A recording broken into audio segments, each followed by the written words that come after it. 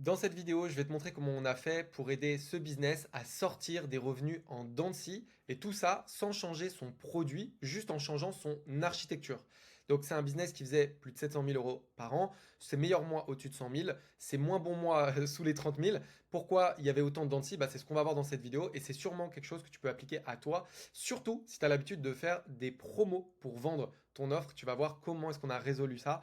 Peu importe du coup ta niche, ça sera le même sujet. Donc, je m'appelle Alexandre Favre, je bosse pour des business en ligne et je les aide du coup à rendre leur acquisition stable, fluide et surtout rentable. Parce que nous, on optimise pour le profit, on optimise pour apporter du résultat aux personnes qu'on accompagne et pas uniquement pour le chiffre d'affaires. Donc, je vais te raconter les trois piliers qu'on a passés ensemble sur les 18 mois avec ce business pour l'aider justement à dépasser les 7 chiffres, à faire plus d'un million de chiffre d'affaires en ayant un système beaucoup plus prévisible, beaucoup plus efficace. Donc le problème d'un business en dents de scie, tu sais quand tu vas faire du chiffre, c'est-à-dire dès que tu lances une promo, tu as cette satisfaction, tu sais que sur une séquence de 5 jours, 7 jours, tu sais que c'est là où tu vas faire beaucoup de chiffres, c'est rassurant, voire même il y a un côté égo où tu te dis, si j'arrive à faire plus de 100 000 grâce à l'offre que j'ai trouvée, tu te dis, c'est bon, en fait, je suis millionnaire parce que je vais faire ça tous les mois. La réalité, c'est que dès que ta promo se termine, tu vois les semaines qui suivent, le chiffre d'affaires qui descend, et tu sais pas quand ça va s'arrêter. Et du coup, tu rentres un peu dans cette addiction où tu as envie de relancer des promos tout le temps parce que il y a que ça qui te sécurise. Mais le problème, c'est que c'est le serpent qui se mord la queue. Plus tu lances des promos souvent, moins ça fonctionne. Et donc, du coup, il y a vraiment un peu ce côté qui fonctionne de moins en moins. Et donc, l'idée qu'il faut comprendre ici, c'est que c'est pas forcément un problème de conversion sur ton offre, c'est pas forcément un problème d'ailleurs sur l'offre elle-même, c'est pas forcément un problème sur l'angle produit, c'est un problème d'architecture. Si la promotion, c'est ton seul mécanisme d'achat, ton seul déclencheur, tu vas rester en dents de scie. Parce que si tu le fais peu souvent, ça va marcher très fort. Et si tu le fais très souvent, ça va marcher de moins en moins bien. Et du coup, ça va niveler le niveau vers le bas. Alors, voici comment est-ce qu'on a fait pour changer ça sur 18 mois. Voilà, ça a pris un petit peu de temps. En réalité, ça pourrait aller beaucoup plus vite, mais tu vas voir, je vais t'expliquer pourquoi est-ce qu'on a fait ça de cette façon. Donc, avant ça, il y avait vraiment ce problème de dès qu'il y avait une grosse promo, il y avait beaucoup de chiffres qui sortaient. Mais ensuite, si on sortait des promos, eh bien, c'était un petit peu mitigé, difficile de créer des déclencheurs d'achat et des pics de vente.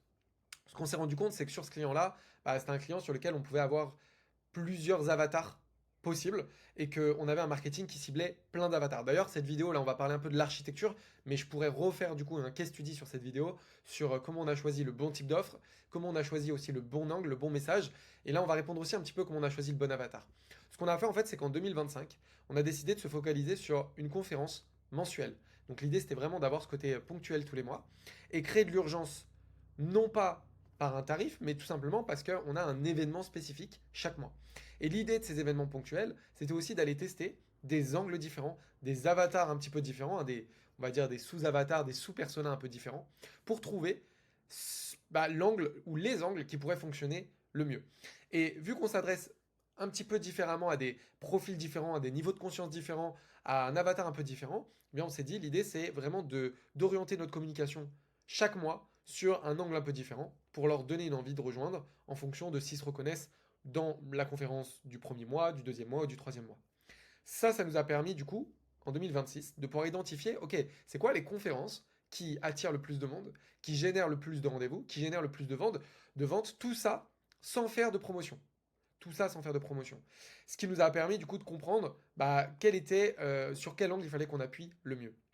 D'ailleurs, je ferai une vidéo complète aussi à ce sujet, je pense.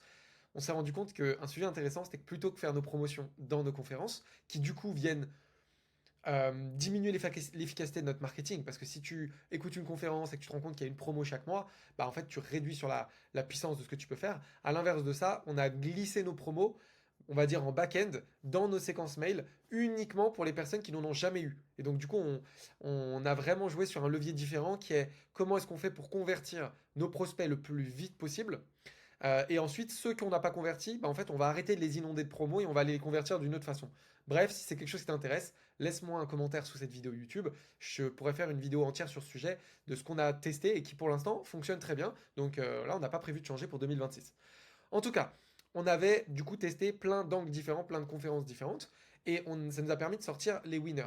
Et donc du coup, notre stratégie sur 2026, elle est simple, c'est d'automatiser en Evergreen, et c'est ce qu'on est en train de faire et qui fonctionne depuis le début de l'année, d'automatiser en Evergreen la conférence winner, celle qui fonctionne le mieux, mais on a quand même gardé sous le coude les autres angles qui marchaient bien. Et les autres angles qui marchaient bien, on peut les faire régulièrement en organique, ce qui permet de venir retravailler, réattirer tous les leads qu'on a récupérés en evergreen avec de la pub, mais qui n'auraient peut-être pas converti sur notre conférence winner.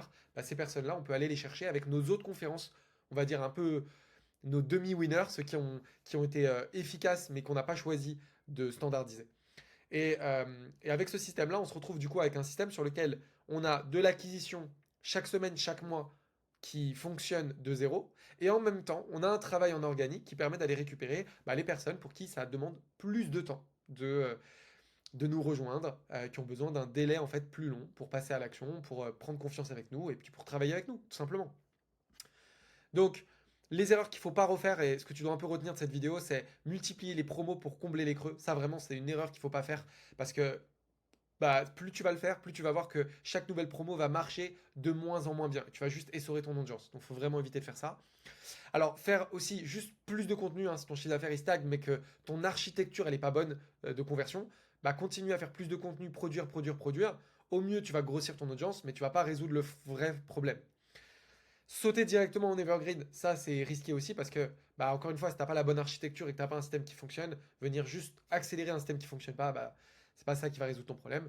Et tirer des conclusions trop vite. C'est pour ça que nous on a vraiment pris le temps d'étaler nos conférences sur toute l'année 2025. En réalité, c'est pas obligatoire de faire ça, mais pour ça, il faut que tu aies des benchmarks, il faut que tu saches à quel moment du coup ça vaut le coup de faire autre chose. Nous, on avait tellement on avait plein d'idées sur nos avatars qu'on voulait vérifier, donc ça nous a permis de prendre le temps de vérifier. Et en même temps, ça n'a pas été une année perdue. On peut se dire, waouh, mais du coup, ça a pris du temps. Non, non, en 2025, on a fait plus de chiffre d'affaires, plus de bénéfices, plus de rentabilité qu'en 2024.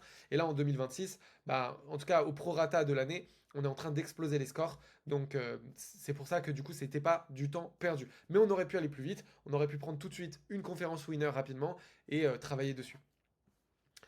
Donc la synthèse, pour sortir de l'architecture en dents de scie, faire en sorte que tu sois plus comme ça, stressé, la boule au ventre, tu vois, de ne pas atteindre ton chiffre d'affaires, la première étape du coup c'est de changer ta manière de vendre et d'arrêter de vendre en fait sur une promotion, mais d'essayer de vraiment comprendre ce qui a de la valeur pour ton audience et ce que tu peux lui proposer en lui donnant une bonne raison d'acheter maintenant sans passer par une raison financière. Donc ça, c'est de le tester en live, tester plusieurs angles, plusieurs types de conférences, plusieurs structures jusqu'à trouver celle qui fonctionne pour toi. Donc tu vas pouvoir identifier les winners et ensuite tu vas pouvoir automatiser ce système-là, que ce soit en VSL, que ce soit avec des webinaires evergreen. Voilà, tu vas pouvoir tester différents systèmes qui vont te permettre d'aller pousser en fait ton message gagnant au-delà de ton audience. Rien de compliqué en réalité, mais des fois quand on a la tête sous l'eau dans le business et qu'on ne se rend pas compte des erreurs qu'on répète, ça peut nous aider d'avoir du recul et de prendre de la clarté. J'espère que cette vidéo elle a eu de la valeur pour toi. Si c'est le cas, laisse-moi un commentaire sous la vidéo, fais-le moi savoir. Dis-moi également s'il y a des sujets sur lesquels tu aimerais que je parle, que je te partage mon expérience avec mes clients sur des gros business. Et si jamais tu as un business en ligne, que tu fais entre 10 et 40, 50 000 euros de chiffre d'affaires par mois, que tu te sens bloqué, que tu as un plafond de verre, que tu n'arrives pas à dépasser ça, sache qu'on a créé la WeDever Academy où on forme les marketeurs de demain qui sont formés du coup à toutes nos stratégies, toutes notre méthode et qui vont pouvoir venir t'aider à débloquer ton plafond de verre. Soit ils vont t'aider en faisant ce que tu n'as pas le temps de faire aujourd'hui, te libérer du temps pour que tu ailles plus loin dans ton business, ou alors t'aider en mettant nos stratégies les plus efficaces pour t'aider à décoller, débloquer ta croissance, faire en sorte que tu sois beaucoup plus rentable en ads comme en organique pour aller chercher surtout du vrai levier et de la vraie rentabilité.